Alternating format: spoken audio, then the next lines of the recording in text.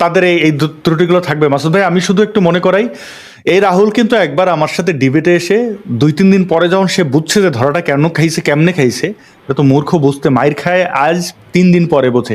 তারপরে তো সে পাগল টাগল হয়ে আপনার এবং আমার অ্যাড্রেস ফাঁস করে দিল না, যে মুফতি মাসুদ অমুক জায়গায় থাকে, আমার অ্যাড্রেস বলে দিল।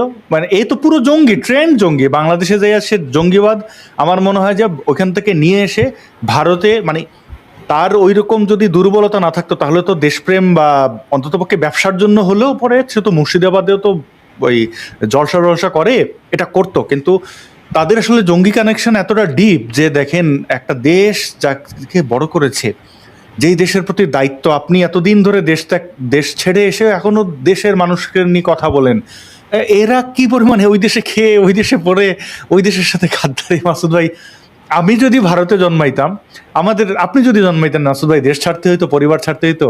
মানে আমি শুধু আফসোস করি যে আমরা এমন একটা দেশে জন্মাইছি যেই দেশে আসলে ভিন্ন মতের কোনো সুযোগ নেই। আর এরা ওই ভারতের সেকুলারিজমের পুরোটা, কনস্টিটিউশনের পুরোটা নেয়। মানে সে এত বড় মোল্লা জঙ্গি হয়ে কিন্তু ওইখানে থাকতে পারতেছে শুধুমাত্র ভারত বলে। ভারত না হইলে অন্য দেশ হইলে ওরে মানে ধোলাই দিয়া এই অবস্থায়, যে যদিও ধীরে ধীরে হিন্দুদের, এটা ভারতের অন্যায় না। ভারত যে এই যে রাহুলের মতো জঙ্গিদেরকে লালন পালন করছে, বা ভারতের বিভিন্ন রাজনৈতিক দল, বিশেষ করে চীনপন্থী দলগুলো যে রাহুলকে আপনার প্রশ্রয় দিচ্ছে, লালন পালন করছে, এটা ভারতের অন্যায়। দেখুন, আপনি উদারতা দেখাবেন ঠিক আছে, কিন্তু একটা সীমা পর্যন্ত উদারতা কিন্তু অন্যায়। আপনার ঘরে ঢুকে কোনো সন্ত্রাসী যদি আপনার পরিবারের উপরে আক্রমণ করা শুরু করে, আর সে সময় যদি আপনি বলেন অহিংসা পরম ধর্ম, আমি অহিংসায় বিশ্বাস করি, এবং সন্ত্রাসীকে যদি চুমু খান, তাহলে এত উদারতা ভাই, এটা অত্যন্ত, এটা অন্যায়, এটা অপরাধ। ঠিক সেরকম ভারতের ওই কিছু চীনপন্থীরা, দেশদ্রোহীরা, এদের কাছে ভারত রাষ্ট্র, ভারতের কনস্টিটিউশন, ভারতের পুলিশ, আর্মি, ভারতের নিরাপত্তা রক্ষীরা অসহায় হয়ে পড়বে। আমি একজন বাংলাদেশের নাগরিক হয়েও বলছি, ভারতের এটা অন্যায় হচ্ছে। অবশ্যই এ সমস্ত সন্ত্রাসীদের বিরুদ্ধে অত্যন্ত কঠিন, অত্যন্ত শক্ত পদক্ষেপ নেওয়া দরকার। অত্যন্ত শক্ত বিরুদ্ধে ডাইরেক্ট পদক্ষেপ হবে।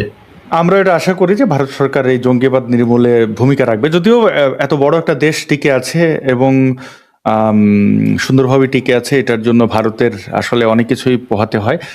আমরা যদি রাষ্ট্র পরিচালনার জায়গায় নেই থাকলে, তবে ভারতের কাছে আমি আশা করব, আমি বিশেষ করে কোনো সাহায্য ভারতে পাইনি, সেভাবে কিছুই না। জেল টেল খেটেছি, কেন আমি অবৈধভাবে ভারতে ঢুকেছি জীবন বাঁচাতে। ভারতে যারা আসলে সেকুলার লোকজন ভিন্ন দেশ থেকে আশ্রয় চান, তাদের আশ্রয় দেওয়া উচিত, এবং যারা ভারতের নাগরিক হয়ে দেশের সাথে গাদ্দারি করে তাদের ব্যাপারে খোঁজখবর রাখা উচিত। এটা আমার ব্যক্তিগত মতামত। মাসুদ ভাই, আমরা দর্শকদের যুক্ত হওয়ার জন্য লিংক দিয়ে দিয়েছি ডেসক্রিপশনে, এবং কমেন্টে আপনারা সেখান থেকে যুক্ত হতে পারেন। আমাদের চ্যানেল পেইড সাবস্ক্রিপশন আছে, সেটাও করে নিতে পারেন। আপনারা আমাদের পাশে থাকবেন, সাপোর্ট দেবেন। আমি বর্ণালীকে যুক্ত করলাম। বর্ণালী, আপনি স্ক্রিনে আছেন, আপনি আপনার প্রশ্নটি রাখুন। আর মাসুদ ভাই, আপনি এক পাশে চলে গেছেন, যদি একটু মিডলে আসতে পারেন। জি বর্ণালী, আপনি স্ক্রিনে আছেন, আপনার প্রশ্ন। জি ভাইয়া, আমার প্রশ্ন আসলে আমার ইসলামিক বিষয়ে আমার 3টা প্রশ্ন আছে। আর আরেকটা কথা শেয়ার করতে চাই, সেটা একটু আগে বলি। আমার কথা কি শোনা যাচ্ছে ভাইয়া? পরিষ্কার।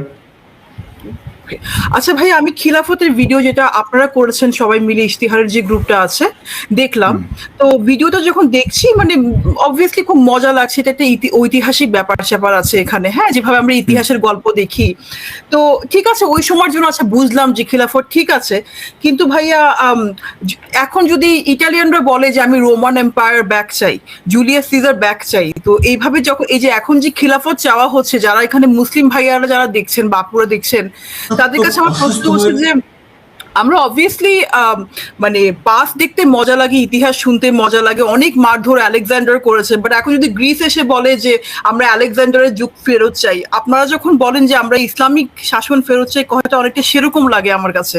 যে ঠিক আছে, ওই সময় গ্লোরিফাইড ছিল, সবাইকে মারতো, নারীদেরকে বা দাস হিসাবে নেওয়া হতো। যখন আপনারা খেলাফত চাইছেন, আপনারা কি মানে এটা ঠিক ওরকম হয়ে যাবে যদি রোমানরা বলা শুরু করে যে আমরা জুলিয়াস সিজার ফেরত চাই বা আলেকজান্ডার ফেরত চাই, যদি বলতে চায় গ্রিসরা। এটা আমি জাস্ট শেয়ার করলাম, খুব ভালো হয়েছে ভাই, ভিডিওটা কন্টিনিউ করবেন। এরপর আমার প্রশ্ন ভাইয়া 3টা আছে।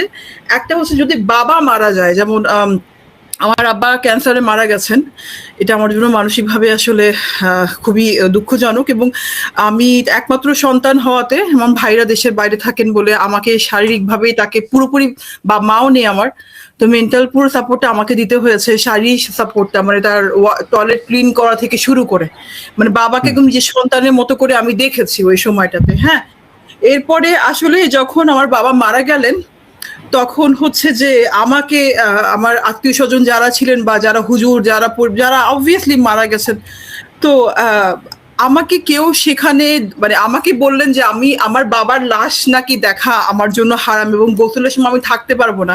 তা আমি 3টা বছর যে মানুষটার পুরো বিছানার সব দায়িত্ব আমি নিলাম আমার সন্তানের মতো, তাকে আমি দেখতে পারবো না। ইসলামে আসলে এরকম, আমি খুব একটা ধার্মিক মানুষ নই, বাট আমি জানতে চাই যে এটা কি আসলে ক্লিয়ার কিনা, সত্যি কথা কি এটা, যে সত্যি যে বাবার লাশ আমি দেখতে পারবো না গোসল করানোর সময়, বা আমি তদারকি করতে পারবো না? হ্যাঁ, মাসুদ যারা ভাই, মানে জি মাসুদ ভাই, এই প্রশ্নটা আগে নিয়ে নেই। মাসুদ ভাই, এই ইসলামের বিধান কি বলে? না, এটা প্রথম কথা, যে যারা বলেছে যে আপনি মেয়ে হওয়া সত্ত্বেও বাবার লাশ আপনি দেখতে পারবেন না, তারা ভুল বলেছে। এটা দেখা নিষিদ্ধ, নাজায়েজ না। তবে ক্ষেত্র বিশেষে বলা হয়, ইসলামী শরিয়া আইনের ফতোয়া এরকম যে যেহেতু মেয়েদের মন একটু দুর্বল হয়, সুতরাং মেয়েরা যদি তাদের বাবা কিংবা হাজবেন্ডের লাশ দেখলে তারা কান্নাকাটি করতে পারে, সেজন্য তাদের না দেখতে দেয়া উচিত, এরকমটা বলা হয়। কিন্তু এটা একেবারে হারাম, দেখা যাবেই না, ব্যাপারটা সেরকম কিন্তু না। আর এমন কথা শুনেছি যে স্ত্রী যদি স্বামী মারা গেলে নাকি স্ত্রী লাশ দেখা তার জন্য হারাম হয়ে যায়, স্বামী নাকি আর তখন তার স্বামী থাকে না মারা গেছে বলে। এই কথাটা কতটুকু যৌক্তিক বা না, এটা ভুলভাল।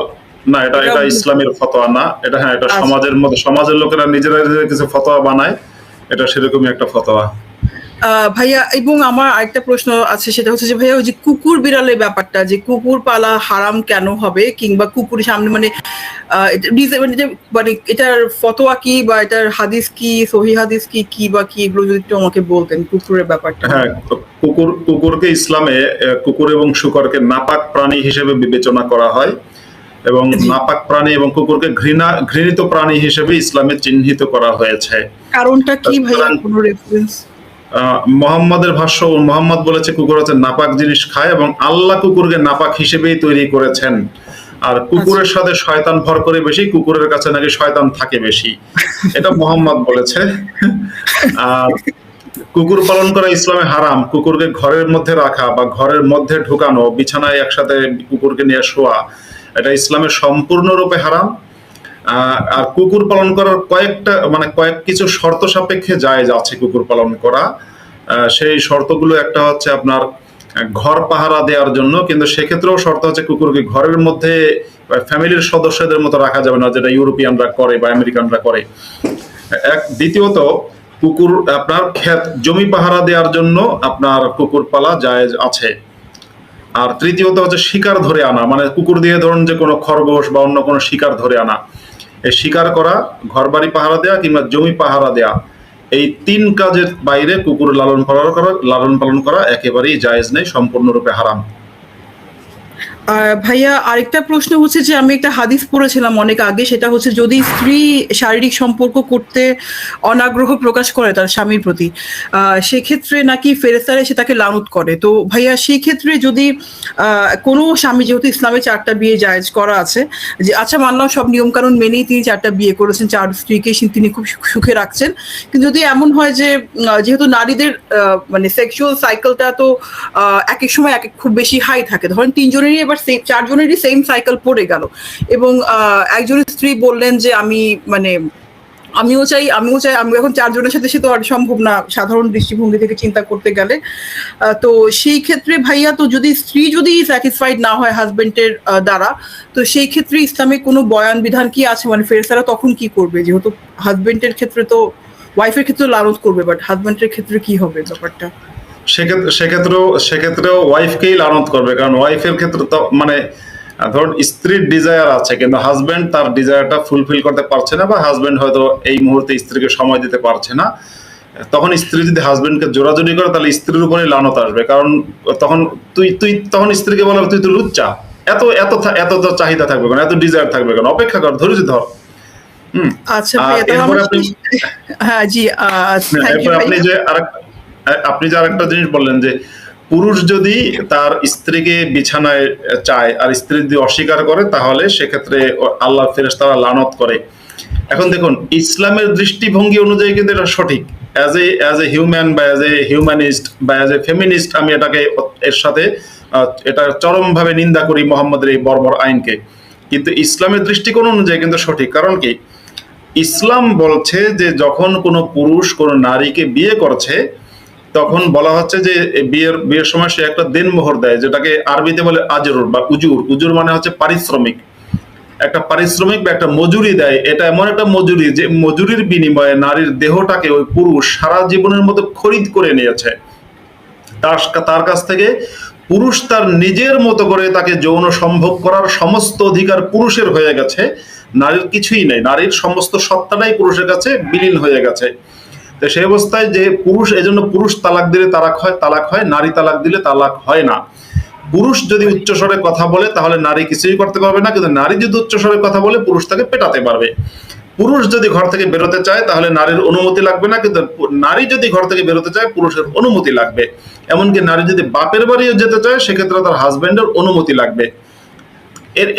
এই যে বিষয়টা, এটা এখন ধরুন যে একজন ব্যক্তি কোন একটা জিনিস কিনেছে নিজের ফায়দার জন্য, এখন সেই জিনিসটা যদি তার কথা না শোনে তাহলে তো জিনিসকে সে থাপ্পড় মারতেই পারে। ধরুন আমার যে মোবাইলটা আছে, এই মোবাইলটাকে আমি টাকা দিয়ে কিনেছি, কারণ মোবাইলটা আমার কথা শোনে না, তাহলে মোবাইলটাকে আমি আছাড় মাছাড় থাপ্পড় মারতে পারি। কিন্তু ঠিক এরকম মানে ভাবে নারী সিটিজেন, তাহলে সিটিজেনের মধ্যেই পড়ে না, গরু ছাগল যেভাবে আসলে ট্রিটেড হয়, আমার কাজে গরুটা লাগবে। হ্যাঁ, ইসলামে অবশ্য নারীকে গরু ছাগলের যে সম্মান আছে তার চেয়ে একটু কম সম্মান দিয়েছে। গরু ছাগলের যে সম্মান, ইসলাম নারীকে তার চেয়েও একটু কম সম্মান দিয়েছে, সামান্য একটু কম আর কি। ভাইয়া আরেকটা প্রসঙ্গ একটু তুলতে চাই, সরি আমি সময় নিচ্ছি বেশি। এটা হচ্ছে যে আমি ভাইয়া যখন আনসার করবেন এটা আমার মনে হয় শর্টস করে রাখা ভালো। প্রশ্নটা হচ্ছে ভাইয়া যে আমরা কিন্তু আজকাল প্রায় দেখতেছি যে ইয়ে করে, একটা মিম দেখতেছি যে থাকলে জামাই লাগে না কামাই, থাকলে কামাই লাগে না জামাই, এটা একটা মিম। মানে মেইন কথা যে হাজবেন্ড হচ্ছে ওয়াইফের সব ফাইন্যান্সিয়াল নিড ফুলফিল করবে, যেসব চাহিদা সব ফুলফিল করবে, এটা নাকি ইসলামের মানে হাজবেন্ডের উপরে নাকি একটা জবরদস্তি দেওয়া আছে, তুমি না পারলেও তোমাকে শেষটুকু দিয়ে ওয়াইফের সব রকম চাহিদা মানে ফাইন্যান্সিয়াল টাকা পয়সা চাহিদা পূরণ করতে হবে। এটা কি আসলে সত্যি কথা? এবং তাহলে সেই ক্ষেত্রে ভাইয়া অনেক হাজবেন্ড তো আবার বলতে পারে যে না, আমার কামাই যতটুকু আপনাকে তার মধ্যে চলতে হবে। তো আসলে কোনটি ইসলামে আসলে কি বলেছে? আমার যদি এখন 1 কোটি টাকা মাসে চাহিদা থাকে, আমার হাজবেন্ড কি সেটা পূরণ করতে বাধ্য? মানে না না, না না না, এটা ইসলামের আইন না। ইসলামের আইন হচ্ছে নারী, হ্যাঁ ইসলামের আইন হচ্ছে নারী তার বিবাহের আগ পর্যন্ত তার বাবা কিংবা ভাই অর্থাৎ তার কোনো পুরুষ অভিভাবকের অধীনে থাকবে। যখন বিয়ে হবে তখন নারীর মালিকানা হস্তান্তর হয়ে গেল, বাপের কাছ থেকে মালিকানাটা হস্তান্তর হয়ে হাজবেন্ডের কাছে চলে গেল। যখনই হাজবেন্ডের কাছে নারীর মালিকানা হস্তান্তর হয়ে গেল তখন এই নারীর টেক কেয়ার করা, অর্থাৎ সাধ্য মতো একজন পুরুষের যে যা বেতন আছে, যা তার রোজগার আছে, যা তার এর মাধ্যমে সে সাধ্যমতো এই নারীর টেক কেয়ার করবে, এই নারীকে দেখাশোনা করবে, তাকে প্রয়োজনে শাসন করবে, প্রয়োজনে পিটুনি দেবে, প্রয়োজনে তার সাথে বিছানায় গিয়ে লডস্টিং করবে, প্রয়োজনে তার উপর খবরদারি করবে। এরকম মোট কথা ওই নারীর অন্ন বস্ত্র এবং বাসস্থান, ওই নারীর অন্ন বস্ত্র এবং বাসস্থান এবং সাথে আর একটা অধিকার আছে পেটানোর অধিকার বা পিটুনি খাওয়ার অধিকার। মানে ওই নারীর অন্নের মানে খাদ্য বস্ত্র বাসস্থান এবং পিটুনি খাওয়া, এই 4টা অধিকার নিশ্চিত করবে পুরুষ। অর্থাৎ যদি সেই নারী কোনো অন্যায় করে তখন ওই নারীর পিটুনি খাওয়াটা ওই নারীর অধিকার as per Islamic law. Islamic law হচ্ছে যে ওই নারীর পিটুনি খাওয়াটা অধিকার, ওই অধিকারটাও পুরুষ তখন বাস্তবায়ন করবে। এখন সত্যি বলতে আমাদের দেশের অনেক নারীরা কিন্তু ওই অধিকারটাও চায় যে তুমি হাজবেন্ড তুমি আমার পেটাও না কেন। মানে কিছু নারী এত বেশি ওই ইসলামিক সাইকো যে না পেটালেও সে কিন্তু মন খারাপ করে, তুমি আমার পিটুনি দিলা না, এটা খুব অন্যায় করেছো, খুবই অন্যায়। এমনকি আমরা তো দেখি রাস্তাঘাটে ব্যানার নিয়ে আসে যে আমি বস্তাবন্দি হয়ে থাকতে চাই, নারীদের আবার কিসের ও সম্পত্তি, নারী থাকবে পণ্য হয়ে, এগুলো পূর্ণ হয়ে। খুবই দুঃখজনক ব্যাপার। আচ্ছা ভাইয়া, ধন্যবাদ আপনাদেরকে। অনেক ধন্যবাদ বর্ণালী। আপনি নারী শক্তি, আমরা সবসময় এটা বলি যে নারী শক্তি সবচেয়ে বড় শক্তি। আপনারা যুক্ত হয়ে আমাদেরকে প্রশ্ন করবেন, আমরা নিশ্চয়ই আপনাদের এই প্রশ্নগুলো রেকগনাইজ করার চেষ্টা করবো। অনেক ভালো থাকবেন বর্ণালী। জি, আপনিও ভাইয়া। আমি যুক্ত করছি আয়রন, আপনি আছেন? হ্যালো, আমার কথা শোনা যাচ্ছে কি? হ্যাঁ, শোনা যাচ্ছে। হ্যাঁ, বলছিলাম আমি এই আপনাদেরকে প্রশ্নটা করার আগে কিছুটা বলে নিই যে অধুনা বাংলাদেশ এবং পাকিস্তানে মুসলমানেরা আসার আগে বা ইসলাম আসার আগে তো ধরুন মূলত হিন্দু আর বৌদ্ধদের বাস ছিল। তো যেটা বলা হয়, যেই ন্যারেটিভটা চালানো হয় সেটা হলো যে মূলত হিন্দুদের মধ্যে বর্ণ প্রথা ব্যাপারটা ছিল এবং বর্ণ বিদ্বেষ ছিল উঁচু জাতির হিন্দুদের নিম্ন বর্ণের হিন্দুদের প্রতি। তো সেই কারণে সেটা একটা ধরা হয় যে একটা বড় কারণ, যেই কারণে একটি সংখ্যাগরিষ্ঠ মানুষ তারা মুসলমান হয়ে যায়। আমার কথাটা হচ্ছে, আজকে আমি জানি না যে দানিশ কানেরিয়া নামের একজন পাকিস্তানি ক্রিকেটার, আপনার তার নাম শুনেছেন কিনা জানি না, তিনি একজন হিন্দু ক্রিকেটার ছিলেন। হ্যাঁ, তিনি বলেছিলেন যে সে কিন্তু একজন ক্রিকেটার, একজন সেলিব্রিটি ক্রিকেটার, পাকিস্তানের হয়ে খেলেছেন এবং প্রবাবলি সবচেয়ে second largest wicket taker as a spinner পাকিস্তানে। তো সেই দানিশ কানেরিয়া তিনি বলছিলেন, এবং এটা শোয়েব আখতারও স্বীকার করেছেন, যে তারই একজন সহ খেলোয়াড়, তার নাম সালিম মালিক, সে একসাথে খেতেন না, তার ছায়া পর্যন্ত মারাতে চাইতেন না। আমি নিজে আর কি ভাবছিলাম যে এটা তো অনেকটা সেই একই রকম হয়ে গেল তাহলে। ইসলাম কি সত্যি সত্যি আর কি মানুষকে এক করতে পেরেছে, বিশ্ব মানবতার কথা বলতে পেরেছে? এই যে একটা ন্যারেটিভ এখানকার, ধরুন আমি তো ভারত থেকে বলছি, ভারতের আর কি ধরুন আয়রন ভাই, আপনার সরি আমি একটু ইন্টারাপ্ট করছি, আপনাকে শেষ করতে দিচ্ছি না। আপনি যে প্রশ্নটা করলেন, ইসলাম কি সবাইকে এক করতে পেরেছে, এই প্রশ্নটা শুনে আমি একটু হাসলামের জন্য আপনি যদি আমাকে বলেন যে মাসুদ্দা, পায়খানা কি সুগন্ধ ছড়াতে পেরেছে? মানুষের গু যেটাকে আমরা বলি পায়খানা কি সুগন্ধ ছড়াতে পেরেছে? এটা বললে যেমন এটা আপনি প্রশ্ন করলে যেমন হাসতাম, একইভাবে আমি যখন বলেন ইসলাম কি সবাইকে এক করতে পেরেছে, শোনার পরে আমি হাসছি। কারণ পায়খানা যেমন কোনোদিন সুগন্ধ ছড়াবে না। আচ্ছা, ব্যাপারটা দাঁড়ায় যে এটা সেটাও বলছি, খুবই হাস্যকর। এখানকার যারা আর কি বামপন্থী তারা, হ্যাঁ। আচ্ছা, আপনি শুনুন, প্রসঙ্গ একটাই থেকে আপনি সংক্ষেপে যদি প্রশ্নটা করেন, ব্যাখ্যা না করে, তাহলে সুবিধা হয় আমাদের জন্য। ইসলাম আসলে একত্রিত কাউকে করতে পারেনি, হাজারো মত আছে ইসলামিক দলগুলোর মধ্যে। এবং এটা মোহাম্মদের সময় থেকে, এই যে মোহাম্মদ বেঁচে থাকা অবস্থায় কিছুটা শান্ত ছিল, মরার পরে তো সেই রক্তক্ষয়ী যুদ্ধ, যেটা আপনারা খিলাফতের ইতিহাস থেকে জানতে পারবেন। তো এটা এখন পর্যন্ত ক্রমবর্ধমান গোত্র ভাগ হতে। এইখানে আমি আসলে ভারতের পশ্চিমবঙ্গ থেকে বলছি, এবং এখানে আমি আপনাকে বলছি একটা ন্যারেটিভ চালানো হয় যে ইসলামের মধ্যে, হিন্দু ধর্মে যেরকম বর্ণপ্রথা আছে, ইসলামের মধ্যে সেই ধরনের বর্ণপ্রথা নেই। এবং সেটা সাধারণত এই ধরুন যারা বামপন্থী মনস্ক বা বাম ঘেঁষা যারা, তারা এই ন্যারেটিভটা চালানোর চেষ্টা করে। এবং চায়না ব্যানার্জির পার্টি বলুন, বা ধরুন ডাইরেক্টলি বলছি কমিউনিজমের সাথে, আমরা তাদের ব্যাপারে জানি, এদেরকে আর ফ্লোর না দেই প্লিজ। আমি একটু সংক্ষেপ করতে চাই, কিছু মনে করবেন না, যে কে কি বলছে এগুলো তো আমাদের না। আচ্ছা, আপনি যেটা বললেন আয়রন ভাই, যে বামপন্থীরা বলে যে ইসলামে বর্ণপ্রথা নেই। পৃথিবীতে যে কোনো ধর্ম, বর্ণ, মতাদর্শ যা কিছু আছে, তার মধ্যে সবচেয়ে বেশি বর্ণপ্রথা রয়েছে ইসলামে যে ঘৃণা এবং বিদ্বেষ রয়েছে, এটা অন্য কারোর মধ্যে নেই। হিন্দুদের মধ্যে আপনার বর্ণপ্রথা রয়েছে, বা হিন্দুদের মধ্যে জাতপাত ভেদাভেদ রয়েছে, মুসলিমদের মধ্যে নেই। মুসলিমদের মধ্যে জাতপাত ভেদাভেদ এত বেশি রয়েছে, অকল্পনীয়। যেমন প্রথমত মুসলিম ভেদাভেদ, মুসলিমদের ভেদাভেদ অত্যন্ত ভয়ঙ্কর। নারী এবং পুরুষে, পুরো নারী জাতি এবং পুরুষ জাতির মধ্যে ভেদাভেদ, এবং মুসলিম নারী এবং মুসলিম পুরুষের মধ্যে ভেদাভেদ, মুসলিম পুরুষের অনেক সুবিধা আছে, মুসলিম নারীর অনেক অসুবিধা। মুসলিম পুরুষ অনেক কিছু পারে, মুসলিম নারী অনেক কিছু পারে না। মুসলিমে অমুসলিমে ভেদাভেদ। তো বর্ণ বিদ্বেষ, বর্ণ প্রথা, ঘৃণা, অসহিংসতা, বৈষম্য ইসলামের চেয়ে বেশি আর কিছুর মধ্যে নেই।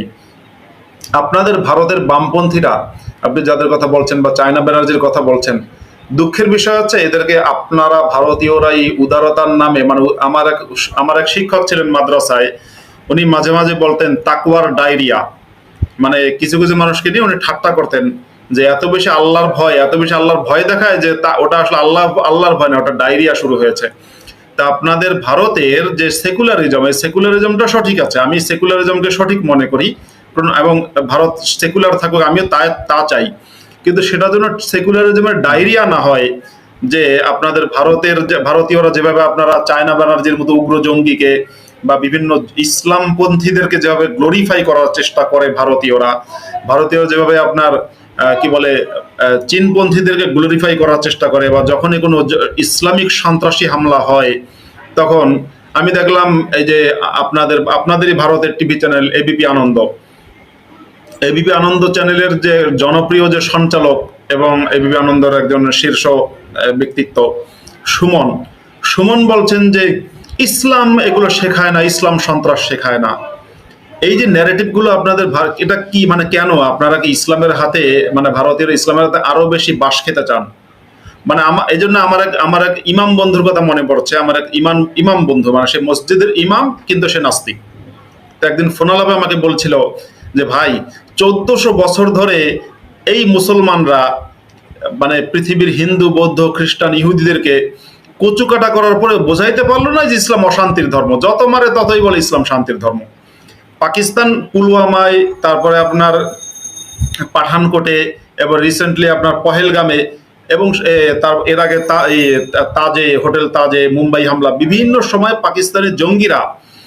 পাকিস্তানের জঙ্গিরা এমনকি ভারতীয় জঙ্গিরা ভারতের ভূখণ্ডে সন্ত্রাসী হামলা করে দেখাতে চেয়েছে যে দেখো ইসলাম কিন্তু এগুলোই বলে। কিন্তু ওই মারা খাওয়ার পরে ভারতীয় সেকুলাররা বা চীনপন্থীরা বলা শুরু করেছে না, ইসলাম এগুলো করতে বলে না। মানে ইসলামিস্টরা বলছে আমরা ডাকাতি করছি, মানে ডাকাত আপনার ঘরে ঢুকে বলছে আমরা কিন্তু ডাকাতি করতে এসেছি, কিন্তু আপনি বাড়ির মালিক, আপনি ডাকাতদেরকে বলছেন না তোমরা ডাকাতি করতে আসোনি, তোমরা বরং আমার ঘরে আমাকে নিশ্চয়ই আমার সেবা যত্ন করতে এসেছো। এভাবে তো হবে না ভাই। আমি বলছি না আপনারা মুসলিম বিদ্বেষ লালন করেন, মুসলিম বিদ্বেষ অত্যন্ত খারাপ জিনিস, আমি মুসলিম বিদ্বেষের বিরুদ্ধে, কিন্তু ইসলাম যে সন্ত্রাস করতে বলে এটা রিকগনাইজ করতে হবে, এবং আপনাদের উচিত মুসলমানদের প্রশংসা করা। এই জন্যে ওয়াফা সুলতান নামে একজন রাইটার আছেন, ওয়াফা সুলতান এক্স মুসলিম, একসময় মুসলিম ছিলেন, এখন তিনি মুসলিম নন। তার একটা বই আছে এ গড হু হেটস, সে বই লিখেছেন, এবং ওয়াফা সুলতানের একটা বিখ্যাত উক্তি আছে এরকম যে খ্রিস্টানরা যীশু খ্রিস্টের মতো ভালো মানুষ হতে পারেনি, কিন্তু মুসলমানদেরকে ধন্যবাদ যে তারা মোহাম্মদের চেয়ে অনেক ভালো। এখন খ্রিস্টানরা যিশুর চেয়ে ভালো মানুষ হতে পারেনি, সেই বক্তব্যের সাথে আমি একমত না, বা সেটা ওনার বক্তব্য, কিন্তু ওনার যে বক্তব্যের সেকেন্ড পার্ট যে মুসলমানরা মোহাম্মদের চেয়ে অনেক ভালো, আমি এর সাথে একমত। পৃথিবীর 700 কোটি মুসলমান মোহাম্মদের চেয়ে অনেক ভালো চরিত্রের, এবং ইসলাম যা কিছু করতে বলে মুসলমানরা তা করে না, এজন্য মুসলমানদেরকে না ধন্যবাদ দেওয়া দরকার আপনাদের। কিন্তু আপনাদের টিভি চ্যানেলগুলোতে সুমন বলেন কিংবা আপনার অন্যরা বলুন, সবার বলা উচিত যে ইসলাম সন্ত্রাস করতে বলে, যদি নিজেরা বলতে না পারে যে হিন্দু ট্যাগ আছে, তো ঠিক আছে আমাদেরকে ডাকুক, আমাকে ডাকুক, আমার নাম তো আব্দুল্লাহ আল মাসুদ, আসাদ নূরকে ডাকুক, আসিফ মহিউদ্দিনকে ডাকুক, আমরা তাদের টিভি চ্যানেলে বলবো ইসলাম সন্ত্রাস করতে বলে, কোরআনের আয়াত পাঠ করব, হাদিস তারা তাদের টিআরপি, মাসুদ ভাই তাদের টিআরপি হারাবে না, আর আমরা বোধহয় তাদের কাছ থেকে আশাটা নাই করি, যারা জানেই না তাদের কাছে গিয়ে আপনি কি বোঝাবেন, সেটা কি শুনতে চাইবে নাকি? তারা তো এজেন্ডা নিয়ে আসে। আমি আমার মনে হয় প্রশ্নটি সংক্ষেপ করি। আমার মনে হয় আয়রন আপনি আপনার প্রশ্নের উত্তর পেয়েছেন, আর দীর্ঘায়িত করা যাচ্ছে না, আমি দুঃখিত। ঠিক আছে অনেক ভালো থাকবেন, ধন্যবাদ। রিতেশ মজুমদার নামের একজনের ক্যামেরা অন ছিল, যে আমি আপনাকে স্ক্রিনে আনছি, আপনি চাইলে ক্যামেরা অন রাখতে পারেন, অফ রাখতে পারেন। हेलो ब्रदर, मेरा आवाज आ रहा है क्या? আপনাকে দেখা যাচ্ছে না? না, আমার আওয়াজটা পাচ্ছেন আপনারা? হ্যাঁ পাচ্ছি, কিন্তু আপনাকে তো দেখতে পাচ্ছি না। আপনি তো ক্যামেরা অন রেখেছিলেন, দেখাবেন না নিজেকে? না, আমি ক্যামেরাটা অন রেখেছিলাম, আমি নোটিস করিনি। আমি না ভাত খাচ্ছিলাম, ভাত খাওয়ার সঙ্গে সঙ্গে আমার বাংলাটা একটু আপনি উইক কি আছে, ঠিক আছে? এটা জরুরি নয়, আপনি বলুন আপনার কি প্রশ্ন। হ্যাঁ, আমার একটা প্রশ্ন হচ্ছে গিয়ে, আমার অনেকগুলোই প্রশ্ন আছে।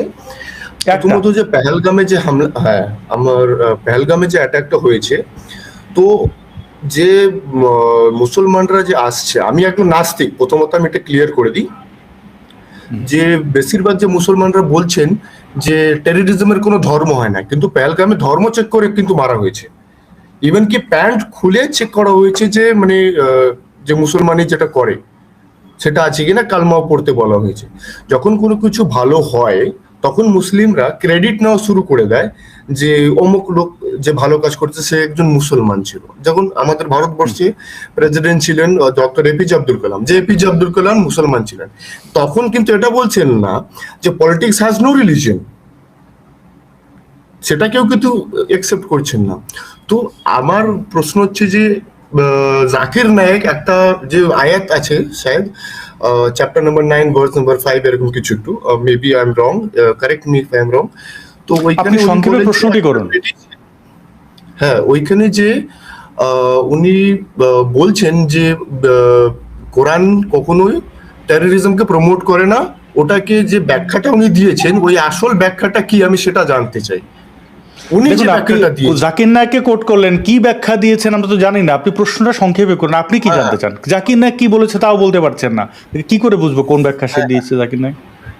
না না, আমার প্রশ্ন হচ্ছে যে জাকির নায়েক যে একটা আয়াত আছে, আয়াত নাম্বার 5, কোন আয়াত? যে কি বলছে মুশরিক, সেখানে? কি বল?